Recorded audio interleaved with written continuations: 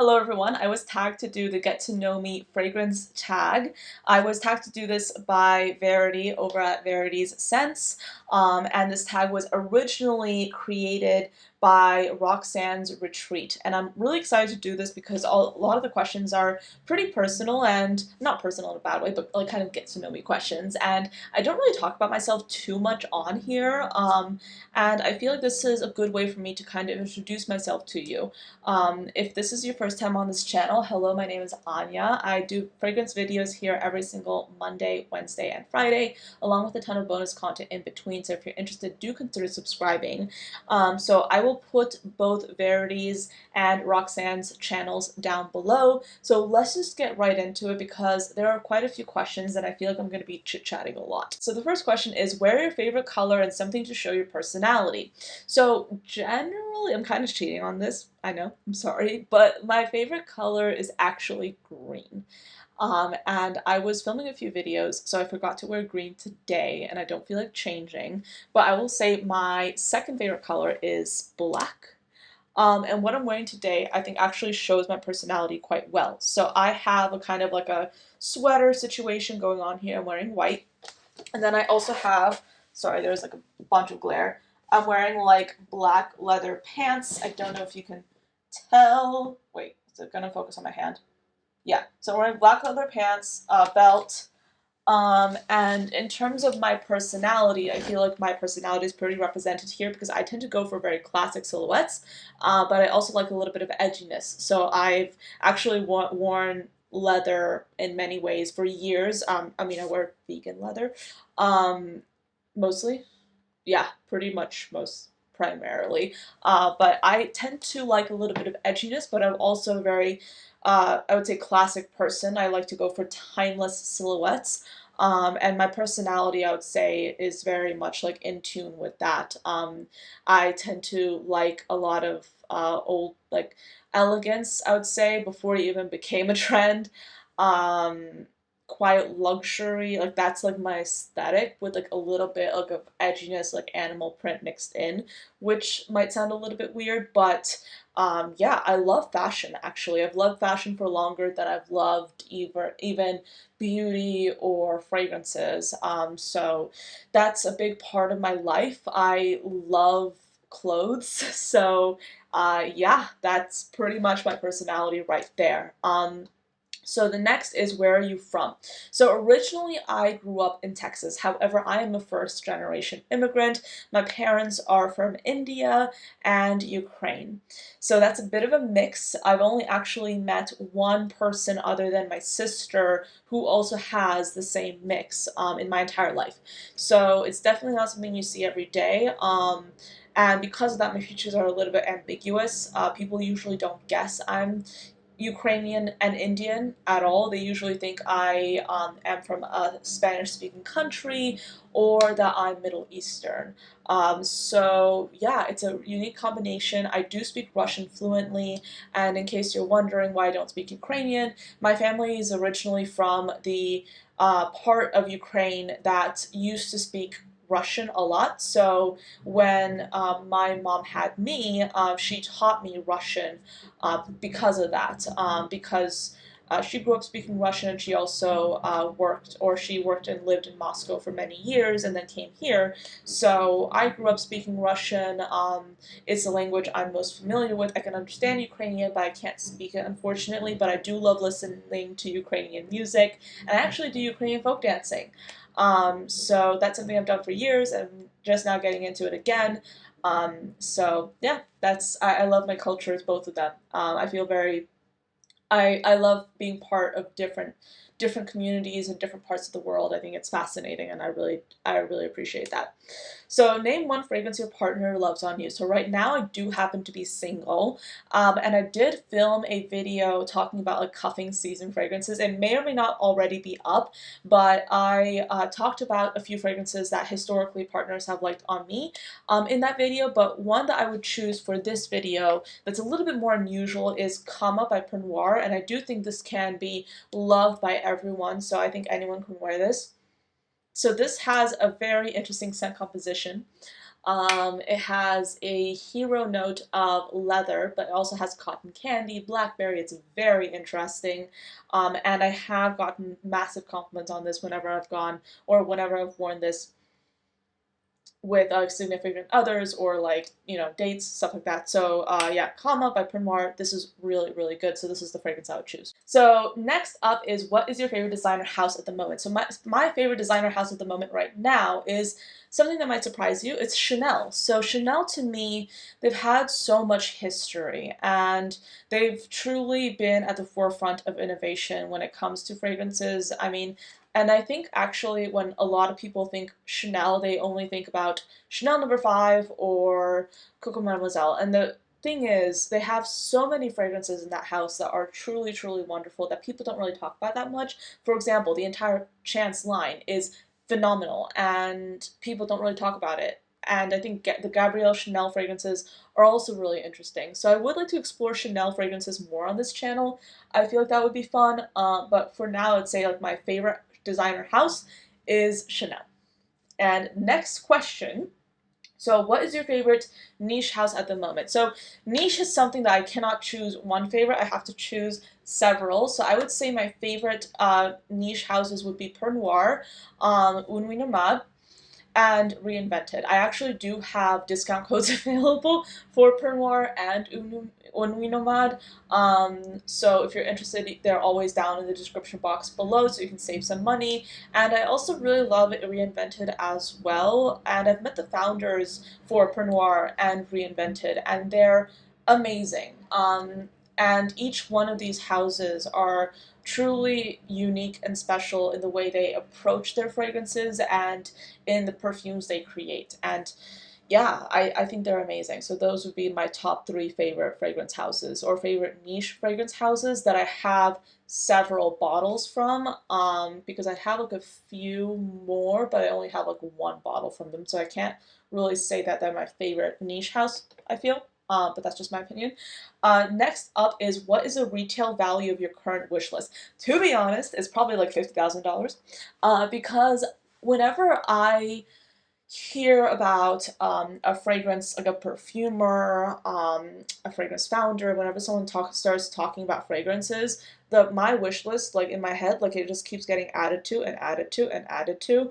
And to be honest, like there's no way I can ever buy every single item on my wish list, because I'm talking fragrances like Fragrance du Bois, Raja, Xerjoff, like really expensive fragrance houses. And to be honest, like there's no way I can afford to buy like everything on my wish list, because I have so many fragrances that I really, really love that I like kind of admire from afar. But realistically, it's not practical for me at this stage in my life to actually buy those fragrances. So right now, I'd say my wish list is probably at 50K. But I don't know. Is that too much? I don't know. Next up is, what fragrance house would you like to receive PR from? So I have been very lucky to receive PR from a few brands that are absolutely amazing. So I'm obviously not going to mention them in this segment because I've already received PR from them. And like obviously, like a fragrance house like Xerjoff or Amouage, like if I receive PR from those brands, that would be heaven. But the brand that makes sense that I have yet to receive PR from would be actually Latafa. And I think I was not one of the first, and obviously I'm not the first person to ever talk about Latafa fragrances, but I definitely think that because I've had like a presence on TikTok and because I've also talked about it here on YouTube, I talk about Latafa fragrances a lot, and I've introduced people to a lot of like underrated Latafa fragrances, and because of like what like I've talked about, people have been influenced to buy. And I think right now, I think Latafa got like pretty viral really quickly, it seems.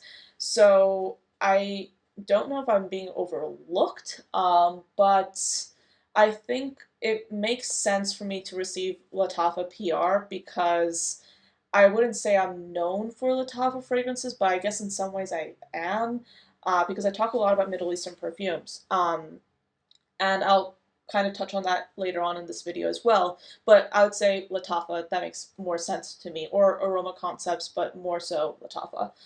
So next one, name your favorite micro-influencers, name your favorite micro-influencer, 2,000 subs or less. So my favorite one on YouTube right now is Kristen Fragrances. She just started her YouTube channel like a few months ago, and she has a pretty good presence on Instagram and on TikTok. So in terms of YouTube, I would say she's the one I'd recommend the most. I will say this, I don't really watch a lot of people on YouTube, but I do have familiarity with a few influencers on TikTok that I would like to spotlight. The first being Ibere. So her username is it's Ibere over on TikTok. She just started her channel or her account this year, and she's absolutely lovely. I've met her in person. We hung out during Essence, and she's great. So I definitely recommend you follow her. Other creators that I love that don't necessarily fall under the 2,000 follower mark would be Sleepless Scents. Yogi runs that account and she's absolutely phenomenal. I also really love Scented Academic.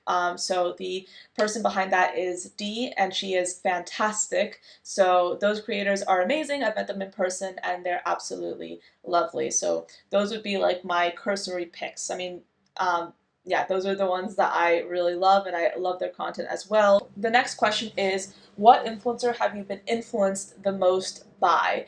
And I would actually like to mention two people. The first is Mila LeBlanc here on YouTube.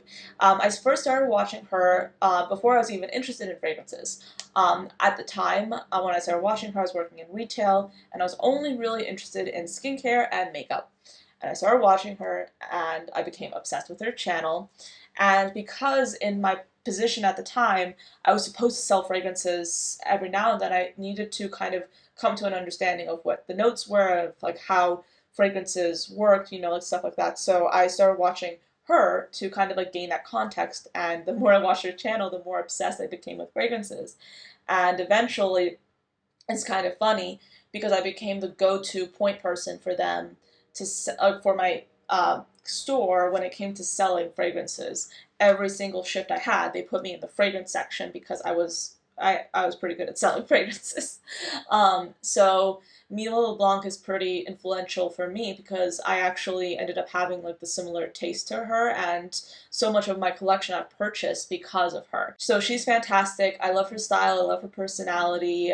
She was born in Russia but raised in Switzerland, so she speaks Russian, French, and English. So I wish she would have a Russian channel. That would be so fun. But she primarily speaks English on her channel. The next person I'd like to spotlight is Fumi Monet over on TikTok. And she is absolutely lovely. She has influenced me so much with perfumes, but also she motivates me in a way that's truly wonderful. She's a licensed therapist, but she also did fragrance creation as well as her therapy for a while, and she just recently stopped doing therapy and transitioned to content creation full time, and her trajectory is so inspiring. She's one of the biggest names out there in the fragrance space, but she still is genuinely lovely. And I can say that because I've met her. I actually met her over at Essence. I was with Ibere and we walked out of the venue and Ibere sees Fumi. And I didn't see her at first because I wasn't looking in that direction, but I saw her and I was like, oh, it's her. And we had been friends on TikTok for a bit. I followed her and she followed me.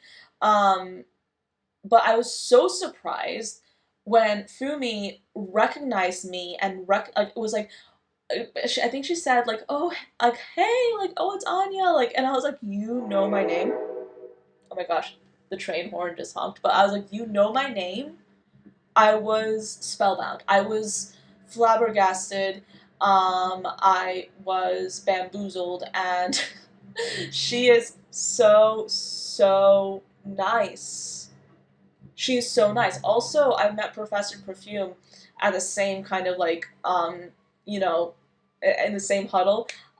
So Amelia is so nice and amazing in person too. And you might be wondering, why am I fangirling so much? But the reason is when you have creators that are literally close to the top, if not at the top of the influencing pyramid, so to speak. And you meet them in person, and they are wonderful. Like, it's shocking in the best way. It's so nice.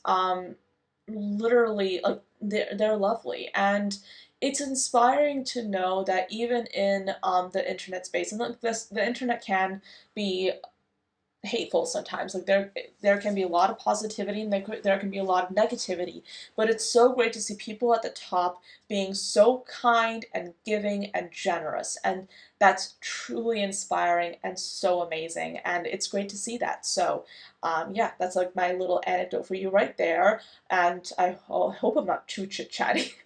But the next question is, what is your favorite release of 2024? Must have a full bottle. So I would say I have a few options. I would say, first off, I really like Mallow by Soradora. I believe this got released this year. And I also really like, really love actually, Navitus Melon Kiss. This was the collaboration that Gabby Loves Perfumes did with Navitus. I really, really like this one a lot. So I would say those two are my favorite releases from this year, not including Kama by Pernoir. I mean, I love that release too. And they also, Pernoir also did Ottimo, which is their newest fragrance, which is a gourmand. And I've been hearing so many people rave about it, and I am so excited about that fragrance too. I haven't tried it yet, but I will. So yeah, those are my favorite releases. I mean, there have been so many, it's hard to choose. The next and last question is, what change would you like to see in the fragrance community? And to me, this is a bit of a tricky one, and I want to word this in the best way that I can possible. It would kind of have to do with being a little bit more upfront and honest about the fact that fragrance is a luxury, and I think a lot of people on this, like, on many platforms, don't really acknowledge that. To us, it's normal to have like hundreds of bottles of niche perfumes, or like any perfumes in general, and to have like these huge collections, but I don't think people talk about how much of a luxury it is. And for me, like, if I say I like a certain brand, I'm not going to go out and buy every fragrance they have. I love to support brands by talking about them and by making them as much as visible as I can. But I think we have to really be honest about the fact that very few people can afford to keep up with the level of consumerism that's not demanded but suggested by the fragrance space. And I do try to be the change with my channel when it comes to that. So if you notice, I mean, I talk about fragrance news, but I'm not going to talk about every single fragrance that I talk about in the fragrance news videos that I do. I do fragrance news videos every Monday where I talk about all the new releases from the past week, and I'm very like analytical about it. I'm pretty like objective. I talk about the things I like and the things I don't. I analyze the marketing, which I find fascinating. But I'm not going to buy every single new release out there. And I'm definitely not the only person that has self control when it comes to that, or that tries to have self control. But I feel like there's so many influencers out there that simply do not talk about the reality. The reality is, we are not supposed to spend so much money that we're not saving it just to keep up with the level of fragrance consumerism that's on here. And I think a way to change that would be to make fragrance content less product driven.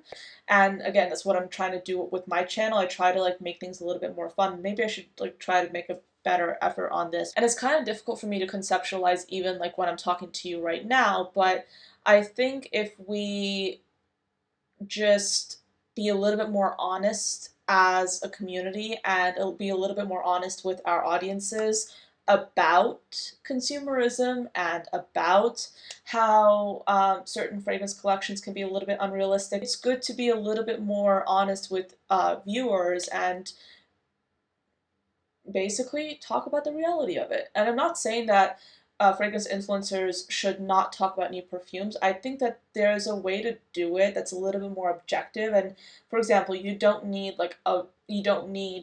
50 caramel perfumes. You know, you don't need 50 vanilla perfumes. And I think communicating that would be useful, if that makes any sense. I don't know. I could maybe do a little bit more content on this topic specifically, but let me know what you think. I'm hoping I'm able to phrase this in a way that makes sense. But yeah, that's it for this video. Those were all the questions. The people that I would like to tag would be pretty much every single influencer I just mentioned. Some of them are not on YouTube, but they're on TikTok. So I'm going to tag their accounts down below as best as I can anyway, but this was a fun tag to do. Thank you so much for watching until the end of this video. I hope you enjoyed it and found it interesting, and I'll see you next time. Bye!